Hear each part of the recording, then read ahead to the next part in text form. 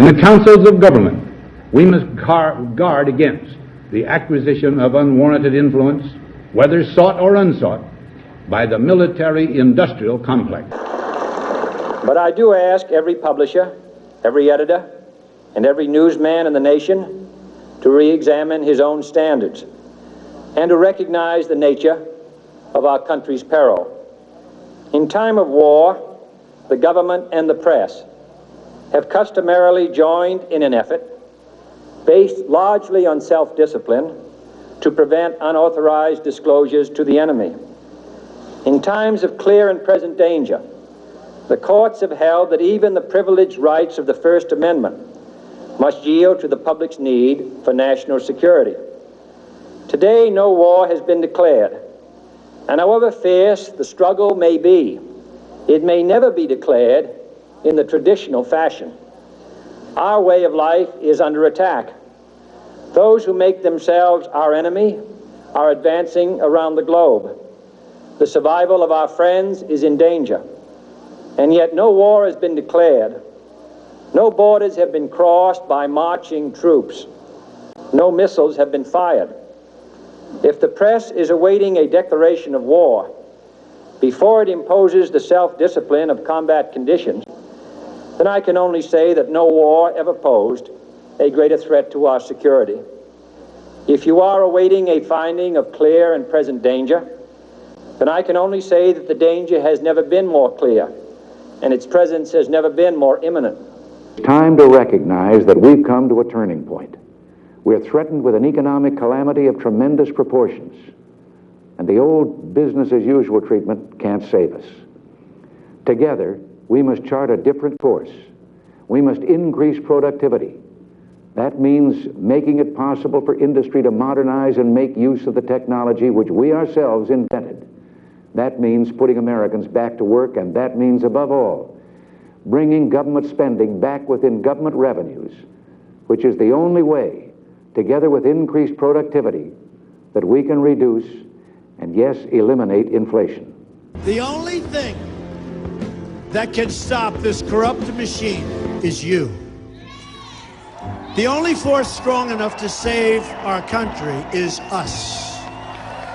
The only people brave enough to vote out this corrupt establishment is you, the American people. I'm doing this for the people and for the movement, and we will take back this country for you, and we will make America great again. Hello, welcome back to Inform America. I'm your host, Rich Merritt. Joining me today, co-hosting the show, is Wileen Poliquin. First and foremost, I want to ask people to go to nationallibertyalliance.org. Please help them. To me, it's a last-ditch effort. We either do or we don't do. So go to nationallibertyalliance.org, try to help them out financially or with your time, whichever one you can spare. Secondly, check out the Boston Broadside. I know of a couple stories they're doing that they're very good stories, and they're truthful stories because I'm involved in some of the research, so I'm familiar with it. So check out the Boston Broadside. This is unsolicited. I don't get paid for this. It's just a newspaper that tells the truth, and I happen to support the truth. So check them out.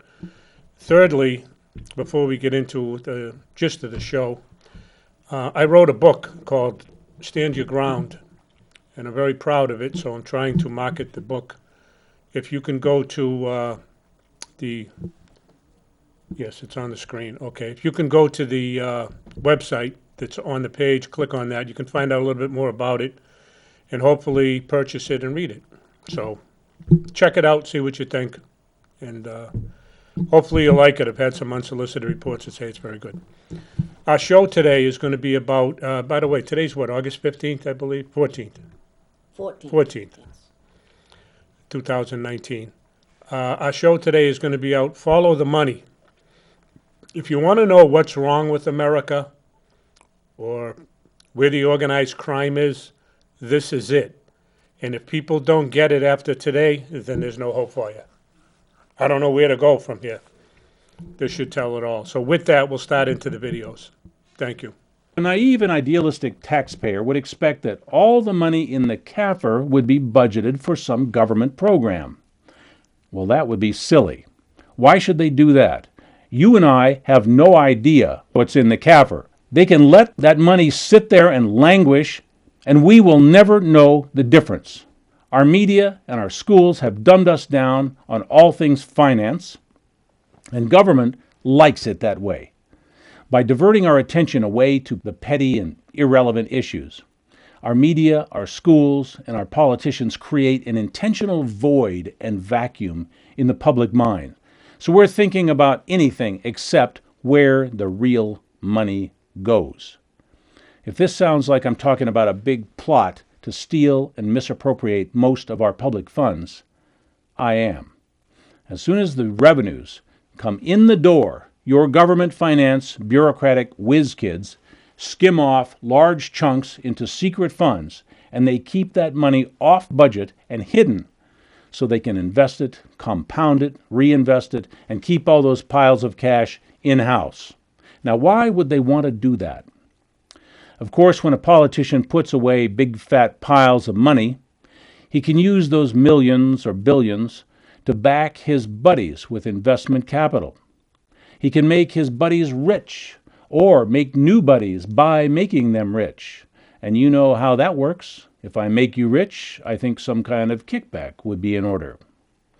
Another reason for our officials and bureaucrats to pack away money is to protect their job security. When government agencies start running out of money, they start firing people.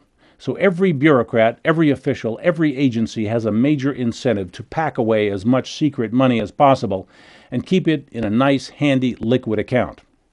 And this has been going on for a very long time. Government's income from just investments is now twice as much as revenue from taxes.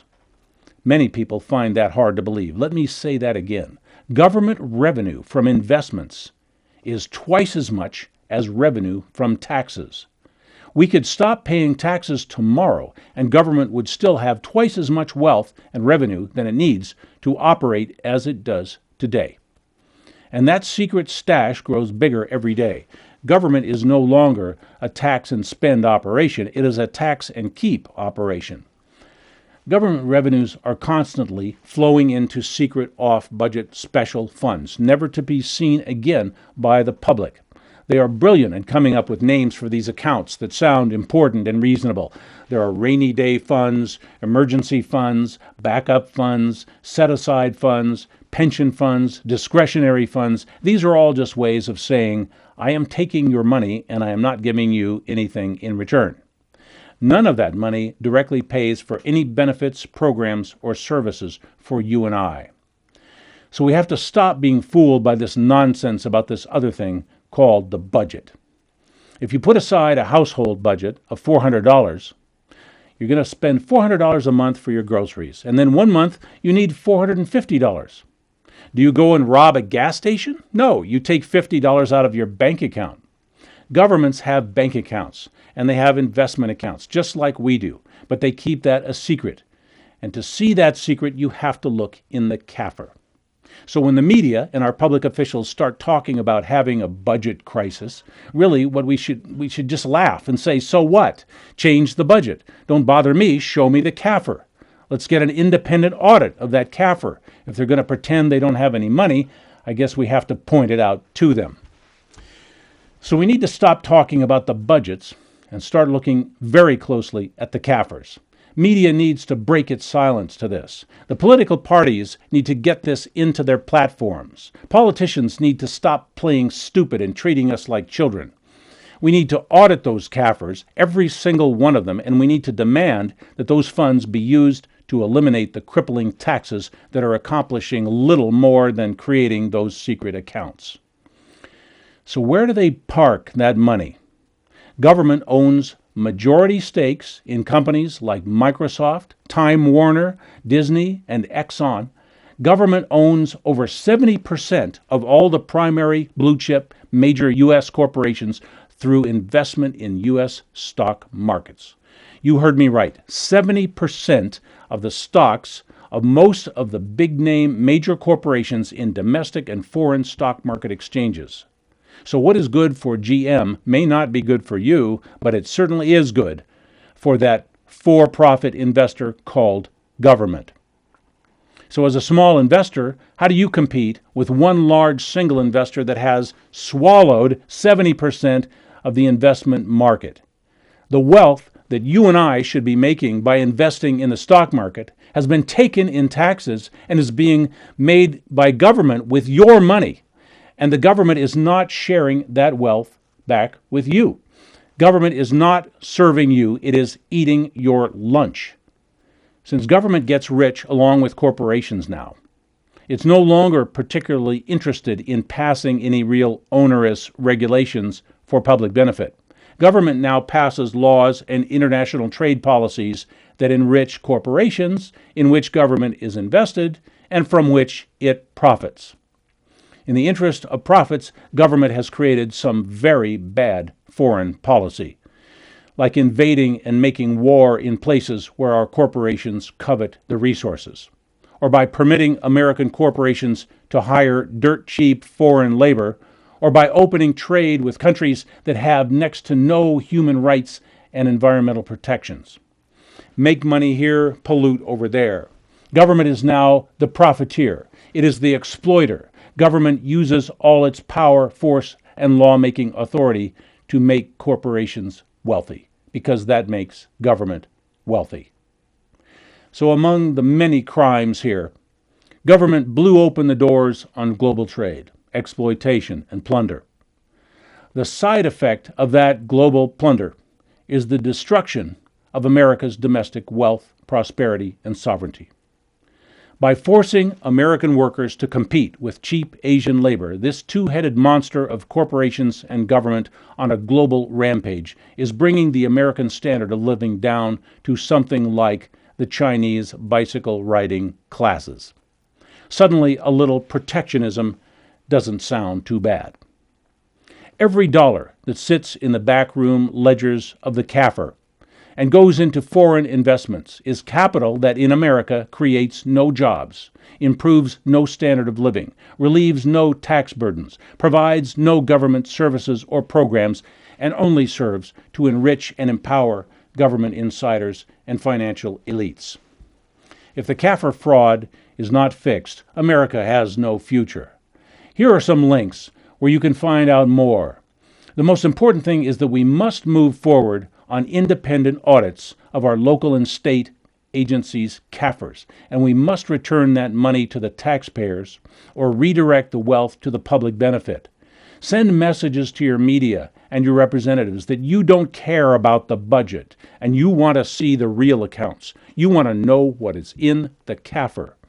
More than 10 years ago, Walter Burien discovered the CAFR fraud and has worked to organize a national movement to perform audits and redirect all this public wealth back to the public benefit. Burien believes that by opening up the CAFRs, taxes could simply be retired altogether. Find out more at his website at CAFR1.com. Clint Richardson is also an expert in the CAFR issue and has posted useful information and videos. Find him at thecorporationnation.com and realityblogger.wordpress.com. Note that the blogger has one G. We need to get the word out on this, and we need to tell our public officials that the CAFR money is ours, not theirs. Naive and I... All right, I wanted to make one point real quickly, and that's in 1981, the federal government mandated all corporations file a comprehensive annual financial report. That's where the term CAFR sticks. What was it, 2014, I looked up the CAFR for the state of New Hampshire because New Hampshire is a corporation. And I believe, I can't recall, I think it was 160 or 180 million dollars was in the CAFR account. Last summer, the governor put 10 million new dollars into the CAFR account in the set-aside fund. Those are his words, not mine. You can check it out. It was all over the news. Check the budget out for this year. I guarantee you won't find not only the 10 million, but the 160 million or 180 million or however much is in there now. I haven't looked recently. You won't find it in there, is my point. Why? It's your money. It's our money. How come it's not being shown? Anyway, let's watch the second video. Walter Burian is the foremost authority on CAFRAs in the country. So listen attentively, and I think you'll learn something very, very important. Thank you.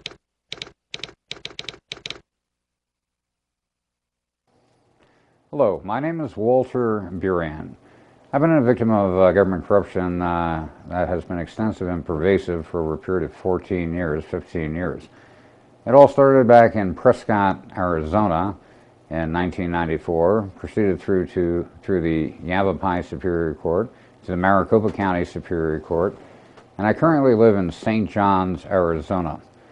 What I have seen take place through these courts, and also I know is the standard from across the country, you effectively have a political structure operating within the judiciary and the legal system that is designed to generate money.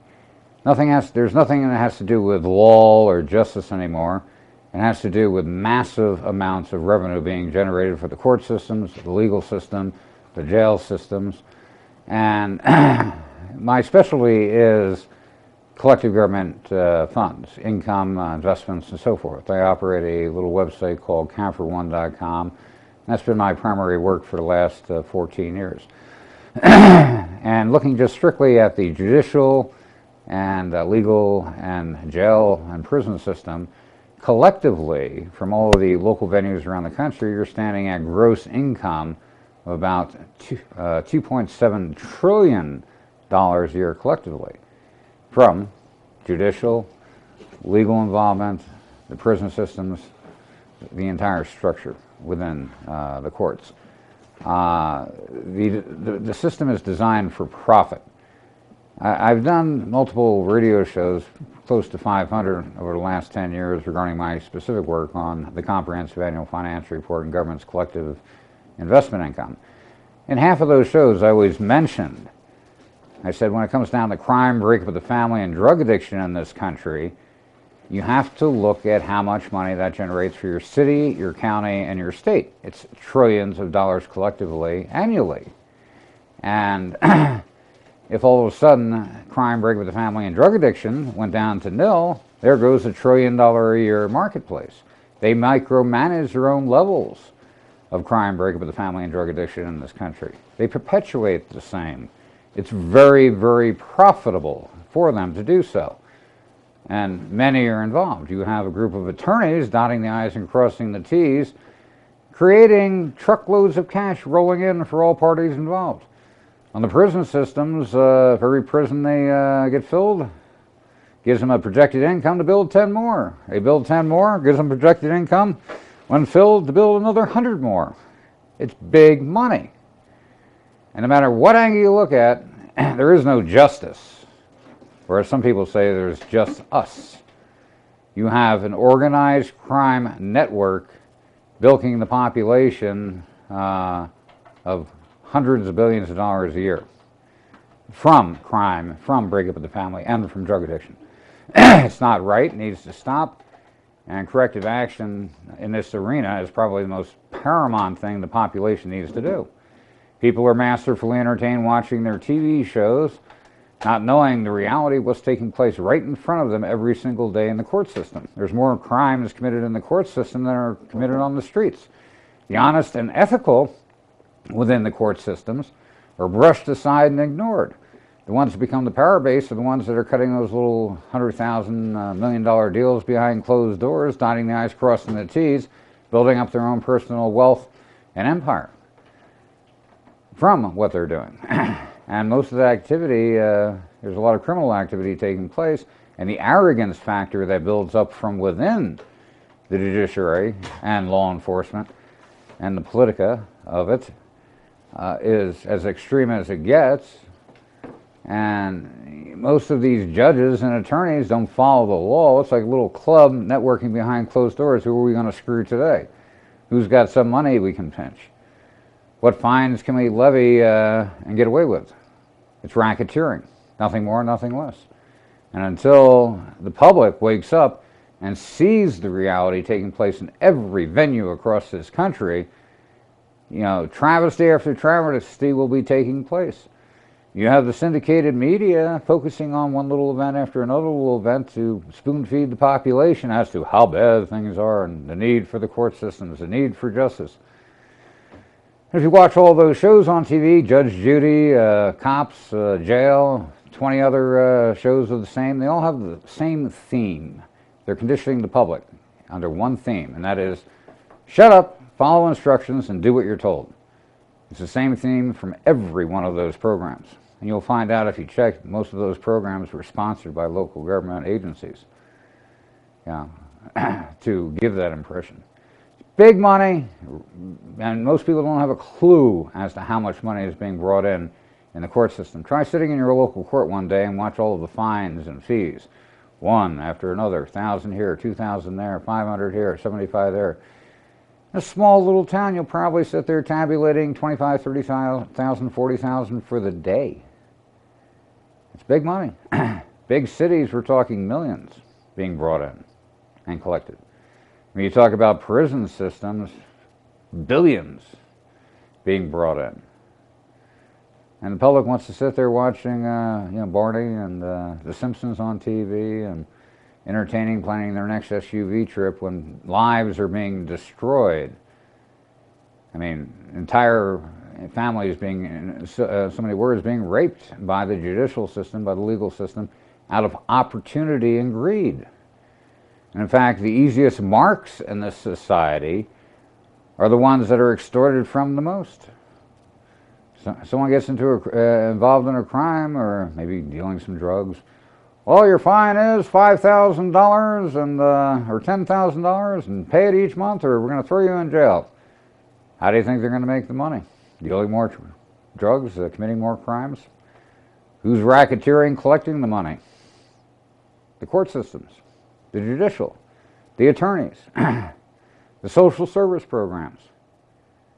People need to look at the money being generated. As I mentioned, that's my specialty. I tabulated for local and federal, just simply from the court systems, the attorney complex, the prison systems, and the associated social services, $2.7 trillion a year as of about 2 years ago.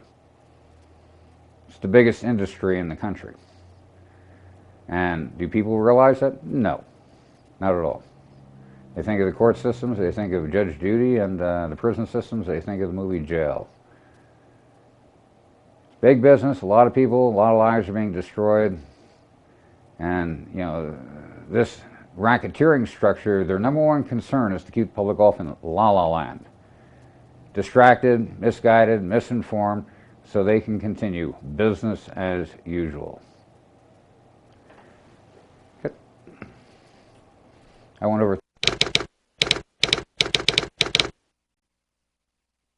Think of that. Pretty interesting, huh?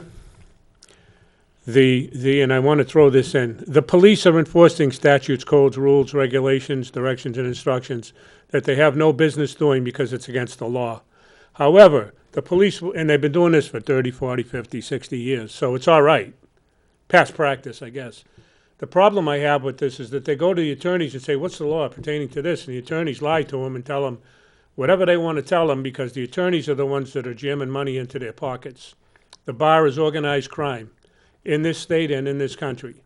And until the people wake up and understand that everything is a corporation, including you, okay, it's time to wake up. It's time to do something about it. The CAFR money that's in these accounts to the tune of, I think it's 55 or 65 trillion dollars across the country. Those are what comes in, the yield that comes in on corporate earnings for the government, city, county, state, and federal government.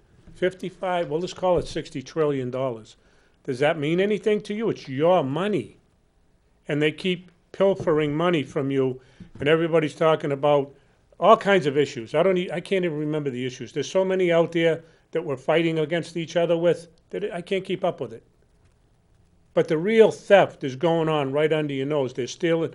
Every year, the tax money comes in, they skim a little off the top, just like organized crime would, Go down and beat up the little vegetable vendor and say, I want 10% of your earnings every week. It's the same thing. They just don't beat you up, at least not in front of anybody.